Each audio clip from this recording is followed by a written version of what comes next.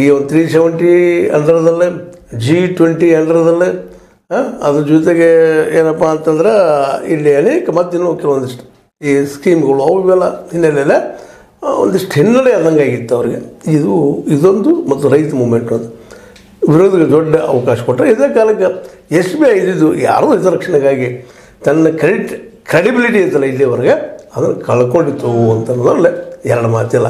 ನಿಜವಾಗಿ ಅದು ಮಾಡಬಾರ್ದಾಗಿತ್ತು ಅದನ್ನು. ಯಾಕಂದರೆ ಡೈರೆಕ್ಟಾಗಿ ಸುಪ್ರೀಂ ಕೋರ್ಟ್ ಆರ್ಡರ್ ಮಾಡಿದಾಗ ಅದನ್ನು ಮುಂದೂಡುವಂಥದ್ದು, ಅದಕ್ಕೆ ಮತ್ತೆ 135 ದಿನಗಳನ್ನು ಕೇಳೋದು, ಇವು ಎರಡೂ ತಪ್ಪನಾದರು. ಈ ಮುಂಚೆ ಕೂಡ ಸುಪ್ರೀಂ ಕೋರ್ಟ್ ಸಮಯಾವಕಾಶವನ್ನು ಕೊಟ್ಟಿತ್ತು SBI. ಈಗ 26 ದಿವಸ ಕೊಟ್ಟಿದ್ರೆ ಅವ್ರಿಗೆ. ಅವ್ರು ಫೆಬ್ರವರಿ 15ನೇ ತಾರೀಕಿಗೆ ಹೇಳಿದ್ದಾರೆ ಅದನ್ನು. ಈ 26 ದಿವಸ ಏನು ಮಾಡಿದ್ರು ಅದನ್ನು ಕೇಳ್ತಾ ಇದ್ದೀವಿ ಸುಪ್ರೀಂ ಕೋರ್ಟ್. ನೀವು 26 ದಿನ ಏನು ಮಾಡಿದ್ರಪ್ಪ? ನಾನು ನಿಮ್ಗೆ ಕೊಟ್ಟಿದ್ದಿಲ್ಲ ಆರ್ಡರು, ಏನು ಮಾಡಿದ್ರಿ, ಏನು ಎನಿಸಿದ್ರಿ? ಇಷ್ಟೋ ಕೊಡಬೇಕಾಗಿತ್ತು. ನಮ್ಗೆ ಮಾಹಿತಿ ಕೊಡ್ರಿ ಅದನ್ನು. ಇಲ್ಲ ನಾವೆಲ್ಲ ಕೂಡಿಸ್ಬೇಕಾಯ್ತು ಅಂತ ಏನೋ ಹೇಳಿಕ್ಕೆ ಹೋದ್ರು. ನೀವು ಕೂಡಿಸೋದು ಬೇಡ್ರಿ, ಮೊದಲು ಕಳಿಸ್ರಿ ಅದನ್ನು, ಆಮೇಲೆ ನಾವು ನೋಡ್ಕೊಳ್ತೀವಿ ಅದನ್ನು, ಕೂಡಿಸ್ಕೊಳ್ತೀವಿ ಅದನ್ನು, ನಾವು ಪಬ್ಲಿಷ್ ಮಾಡಿರಿ ಇಲ್ಲದಂತೆ. ಇದರಿಂದ ಎರಡು ಪಾಯಿಂಟ್ಗಳು ನಮಗೆ ಕ್ಲಿಯರ್ ಆಗ್ತವೆ. ಒಂದನೇದಾಗಿ ಕೂಡಿಸೋದು ಲೇಟ್ ಆಗ್ತದೋ ಏನೋ ಗೊತ್ತಿಲ್ಲ ಪ್ರಕ್ರಿಯೆ, ನಾವು ಯಾರ್ಯಾರೋ ಮಾತಾಡೋದು.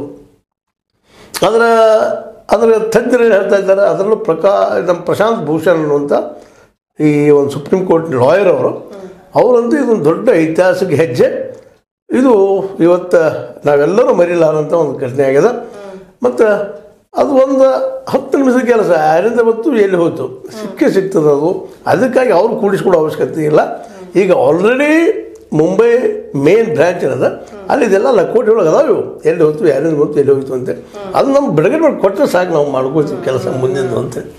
ಅಂದರೆ ಸ್ಪಷ್ಟವಾಗಿ ಅವರಿಗೆ ಈ ಮೋದಿ ಸರ್ಕಾರದ ಮೇಲೆ ಒಂದೇನಪ್ಪ ಗುರಿ ಅದಂತೆ, ಇವರ ಮಾಡಿದವರು ಅದನ್ನಂತೇಳಿ. ಮತ್ತು ಈಗಿನ ಎಲ್ಲ ಸರ್ಕಮ್ಸ್ಟಾನ್ಸಸ್ ಎವಿಡೆನ್ಸಸ್ ಏನು ಹೇಳ್ತಾ ಇದ್ದವಪ್ಪ ಅಂತಂದ್ರೆ ಹೌದಪ್ಪ ಇವರ ಕಾರಣೀಭೂತರು.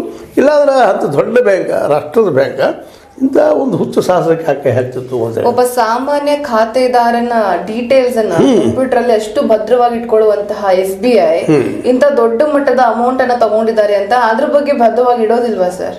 ಕೇಳಿದ ತಕ್ಷಣ ಎತ್ತುಕೊಳ್ಳೋ ಥರ ಇರೋದಿಲ್ವಾ? ಅದು ಯಾರಾದ್ರೂ ನಗುತ್ತಾರೆ ಅಷ್ಟೇ. ಅದಕ್ಕೆ ಅದು ಆ್ಯಕ್ಚುಲಿ ಇದೊಂದು ಆಫೀಷಿಯಲ್ ಸ್ಕ್ಯಾಮ್. ಇದು ಕಚೇರಿ ದೊಡ್ಡ ಹಗರಣ. ಇದು ಸುಲಭವಾಗಿ ಮುಚ್ಚಿ ಹೋಗುವಂಥದ್ದಲ್ಲ. ಯಾಕೆ ಡಾಕ್ಯುಮೆಂಟ್ರಿ ಎವಿಡೆನ್ಸ್ ಇದ್ದಾವೆ.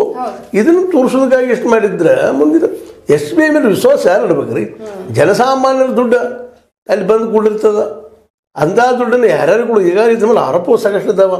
ರಿಟರ್ನ್ ಅಪ್ ಮಾಡಿದ್ದು ಮತ್ತೇನು ಮಾಡಿದ್ದು ಸರ್ಕಾರ ಹೇಳಿದ ತಕ್ಷಣ ಅವು ಯಾವಂದ್ರೆ ಈ ಒಂದು ಸ್ಕ್ಯಾಮಲ್ಲಿ ಇದ್ದಂಥವ್ರು ಯಾರು ಬಾಂಡ್ ಕೊಟ್ಟಿದ್ದಾರೆ, ಎಲೆಕ್ಟ್ರಲ್ ಬಾಂಡ 100 ಕೋಟಿ 1000 ಕೋಟಿ, ಅವ್ರಿಗೆ ಏನು ಲಾಭ ಮಾಡಿಕೊಂಡ್ರು ಆ ಸಂದರ್ಭದಲ್ಲಿ.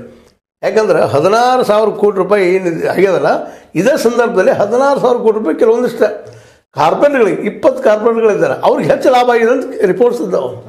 ADRದವರು ಅಸೋಸಿಯೇಷನ್ ಡೆಮೊಕ್ರೆಟಿಕ್ ಫಾರ್ ರಿಫಾರ್ಮೇಷನ್ ಅಂತ ಏನು ಮಾಡಿದಾರೆ ಅವ್ರು ಸ್ಪಷ್ಟವಾಗಿ ಹೇಳ್ತಾ ಇದ್ದಾರೆ ಇಲ್ಲಿ ಗದ್ದಲ ಆಗ್ಯದ ಅಂತೇಳಿ.